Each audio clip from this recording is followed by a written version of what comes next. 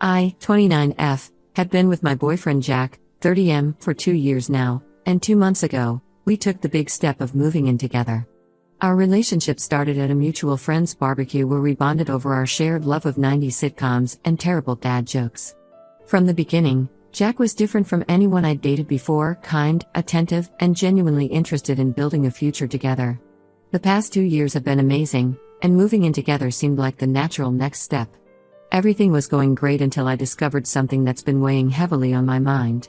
Jack has a younger sister, Emily, 26, and a 3-year-old niece, and they're an incredibly tight-knit trio. I knew Jack cared deeply about them. He'd often spend weekends at their place or have them over for dinner. What I didn't realize until we moved in together was just how much he financially supports them. To my complete surprise, Jack pays their rent in full every single month. Emily and her daughter live in a modest 1-bedroom apartment about 20 minutes from us. While the rent isn't outrageous by city standards, it's still a significant monthly expense that Jack shoulders entirely. Emily doesn't have a traditional job. Her explanation to Jack was that working a regular job wouldn't cover daycare costs for her daughter, let alone their other living expenses. She does small jobs here and there, walking dogs for neighbors, selling baked goods at local markets, and occasionally helping friends with their kids, but it's barely enough to cover groceries. The situation with Emily started about 3 years ago. She was married to this guy named Tom who, by all accounts, seemed perfect on paper. He had a stable job in finance, treated Emily well, and everyone thought they were the ideal couple. They had a beautiful wedding that Jack helped pay for, and everything seemed perfect. But things took a dark turn after their daughter was born. Tom started staying out late, making excuses about work meetings and client dinners. Money started disappearing from their joint account, and Emily would find receipts from casinos in his coat pockets. Eventually, she discovered he had a severe gambling addiction. He'd not only blown through their savings but had also taken out multiple loans and maxed out several credit cards. When Emily confronted him about it, he disappeared. Just packed a bag one day while she was at her prenatal checkup and vanished, leaving her 7 months pregnant and drowning in debt. That's when Jack stepped in. I can understand why. Their backstory makes it even more complicated. Jack and Emily lost their parents in a car accident when Emily was 18 and Jack was 22. They were coming back from Emily's high school graduation when a drunk driver hit them. Jack had just graduated college and was starting his first job as an engineer. Instead of focusing on his career, he had to become both brother and parent to Emily. He helped her through community college, supported her emotionally through the grief, and basically put his life on hold to make sure she was okay. So when Tom abandoned Emily, Jack didn't hesitate to help. It started small, helping with groceries, covering a few bills here and there. But as Emily's pregnancy progressed and the extent of Tom's gambling debts became clear, Jack's financial involvement grew. He started paying their rent, utilities, and even bought all the baby supplies. His plan was to help until Emily got back on her feet, but 3 years later, nothing has changed. I discovered all this because Jack and I recently had a serious conversation about our financial future. We were discussing savings goals and how we'd split expenses, and that's when I learned that Jack has absolutely no savings. Not a penny. This floored me because he's a successful engineer at a good firm, making well above average salary. When I pressed him about it, he finally opened up about just how much he gives to Emily every month. Between their rent, utilities, and other essentials, plus helping with the gambling debts Tom left behind, Jack's entire paycheck is gone by mid-month. Last week, we were talking about possibly buying a house together in the next year or two. Jack seemed excited about the idea until we started discussing down payments and mortgages. That's when reality hit hard. He can't contribute anything because every spare penny goes to Emily and his niece. When I brought this up, suggesting that maybe Emily could start working towards financial independence, Jack got defensive. He said I couldn't understand because I didn't grow up without parents. He talked about how Emily and his niece are his only family, and he can't abandon them like everyone else has. I tried explaining that supporting family doesn't mean sacrificing your entire future. I suggested that maybe we could help Emily create a plan to become more independent, job training programs, education, or even just a timeline for reducing her dependence on Jack. But he shut down completely. Emily isn't even trying to improve her situation. She posts daily on Instagram about her baking and craft projects, but there's no mention of looking for steady work or trying to build a career. The most frustrating part is that Emily seems to take Jack's support for granted. She'll call him at all hours asking for extra money for things like new clothes for her daughter or supplies for her baking projects. If he hesitates even slightly, she brings up their parents, saying things like Mom and Dad would want you to help us or we're the only family you have left. I love Jack and I admire how much he cares for his family. But I'm worried about our future together. How can we build a life when he's carrying this enormous financial burden? What happens when we want to start our own family? Will Emily's needs always come before ours? Jack is letting his sister take advantage of his guilt and grief over their parents' death, and I don't know how to make him see it without seeming like I'm attacking his only family. Am I being unreasonable here? Should I just accept that this is how things will always be?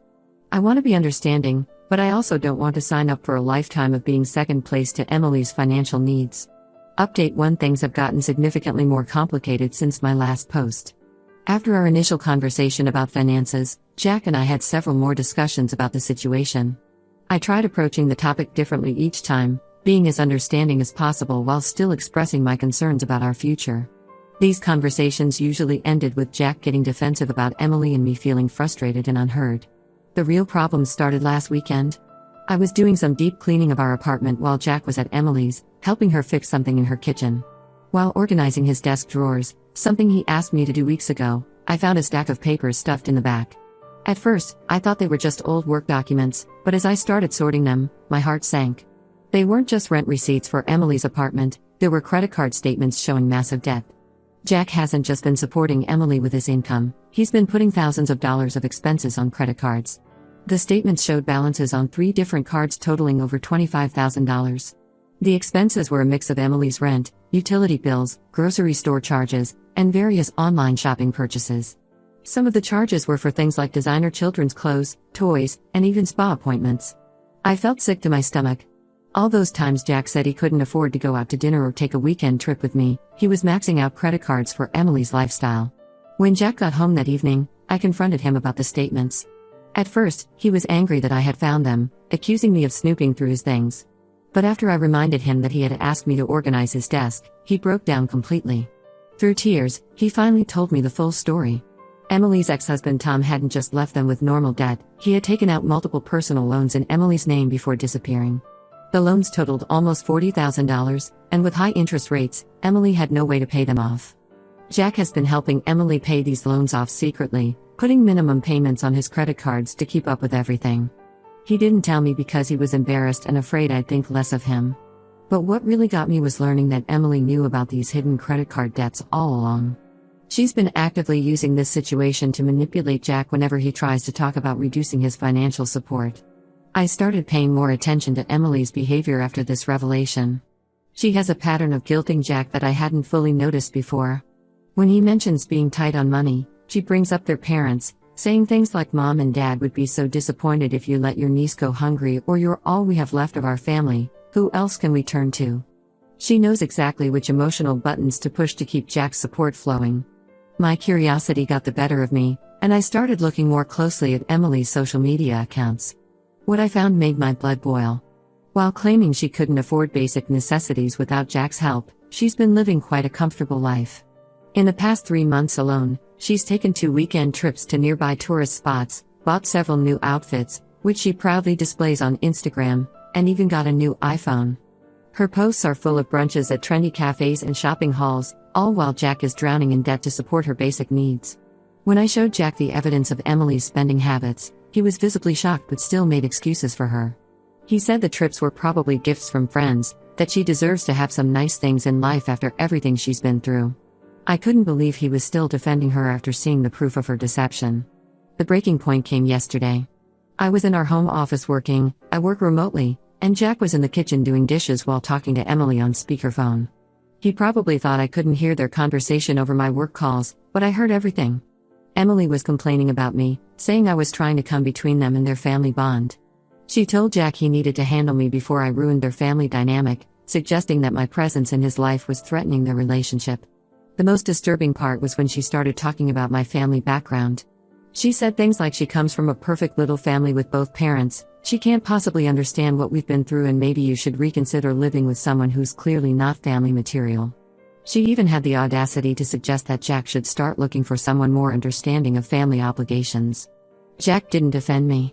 He just listened and made noncommittal noises while she tore me apart. I waited until he finished his call and tried to talk to him about what I'd heard, but he brushed it off, saying Emily was just stressed and didn't mean anything by it.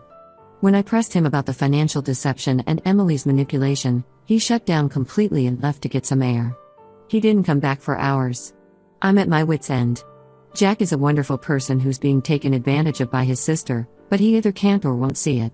The debt is bad enough, but the emotional manipulation and the way Emily is trying to drive a wedge between us is worse. I love Jack, but I'm starting to wonder if this situation will ever change. How can we build a future together when he's being emotionally blackmailed by his sister and drowning in debt to support her lifestyle? I'm considering taking a step back from this relationship, but the thought of leaving Jack when he's being so clearly taken advantage of breaks my heart. Update 2. I didn't expect to be writing this update so soon, but things have taken a dramatic and shocking turn.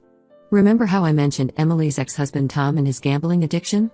Well, he's back in the picture, and the story we all believed was a carefully crafted lie.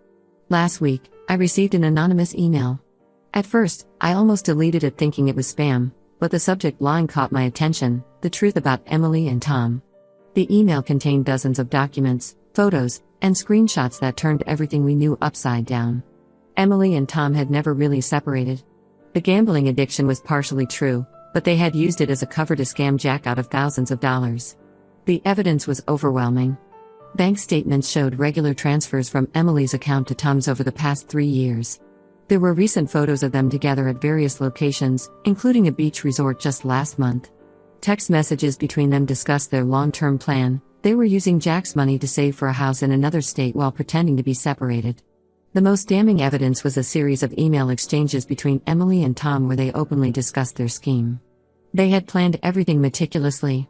Tom would pretend to abandon Emily while she was pregnant, playing on Jack's protective instincts. Emily would act devastated and helpless, knowing Jack would step in to help.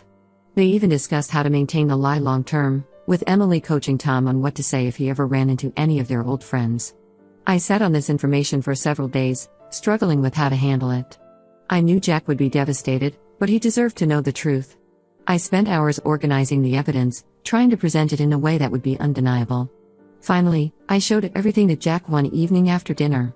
His initial reaction was exactly what I expected. He accused me of fabricating everything out of jealousy or spite.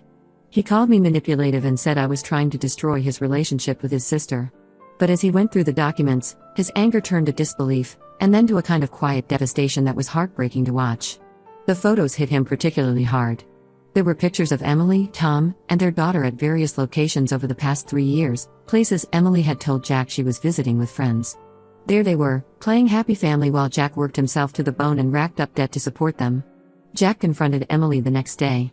He went to her apartment unannounced, and to everyone's surprise, Tom was there. Emily didn't even try to deny anything. She broke down and admitted everything, though her confession felt more like justification than remorse. She talked about how hard it was growing up without parents, how she and Tom just wanted to build a better life for their daughter, and how they knew Jack would help if he thought she was alone and struggling. The hardest part for Jack wasn't even the financial betrayal, it was learning how his niece had been used as a pawn in their scheme. Emily would often use her daughter as leverage, knowing Jack would do anything for her. She would send photos of his niece looking sad or telling stories about how they couldn't afford new clothes or toys, all while living quite comfortably off Jack's money and their own savings. The extent of their deception became clearer as more details emerged. The gambling debts were real, but they were nowhere near as massive as Emily had claimed. Tom had lost about $15,000, not the $40,000 they told Jack. They had already paid off most of it themselves but kept the story going to maintain Jack's financial support. All those credit cards Jack maxed out trying to help them? That money went straight into their savings account for their future house. What really broke Jack was discovering that some of his friends had known the truth. A couple of them had seen Emily and Tom together but didn't say anything, thinking it wasn't their place to get involved. They assumed Jack knew and was just helping his sister despite everything. Their silence had allowed the deception to continue for years.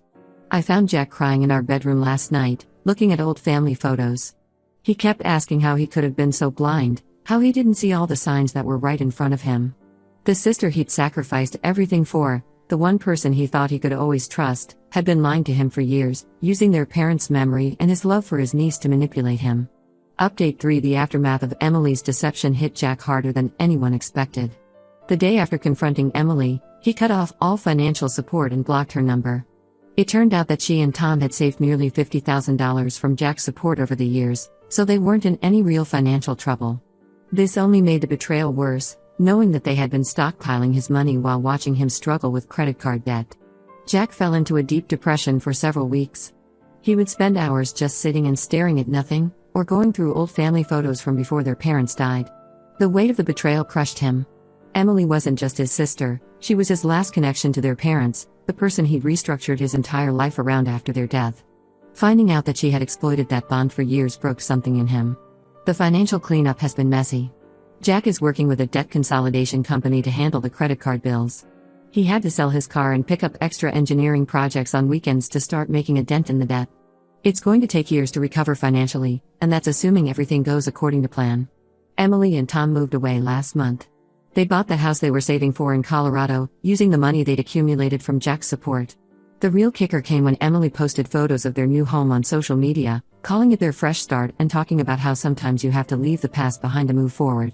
She even had the nerve to post a long message about how family sometimes drifts apart and how people change, painting herself as the victim in the situation. She tried reaching out to Jack several times before they moved. First with text messages full of excuses and half-hearted apologies, then with emotional voicemails about their parents and family bonds. When those didn't work, she sent a letter through one of our mutual friends, trying to explain her side of things. She wrote about feeling lost after their parents' death, about how the plan with Tom started small and spiraled out of control. Jack burned the letter without reading past the first paragraph. Our relationship has changed too. While Jack finally acknowledges that I was right about Emily all along, there's an undercurrent of tension between us now. He's become incredibly wary of trusting anyone, even me sometimes. He questions every financial decision obsessively, afraid of being taken advantage of again. The other day, he got suspicious because I offered to pay for dinner, wondering if I was pitying him or had some hidden agenda. The hardest part is watching him struggle with his relationship with his niece. Emily sends him videos of her occasionally from their new home, and you can see how much it tears him apart. He loves that little girl, but seeing her now only reminds him of how she was used as a tool in their manipulation. Jack and I are still together, but things are different. Our plans for buying a house are on indefinite hold while he works on his debt. He's more cautious now, especially with money, and sometimes I catch him looking at me with this worried expression, like he's waiting for the other shoe to drop. Sometimes I wonder if our relationship can survive the aftermath of all this betrayal and deception. The Jack I fell in love with, the optimistic, trusting, generous man who would do anything for family, is still in there somewhere. But he's buried under layers of hurt and betrayal, and I don't know if he'll ever fully resurface.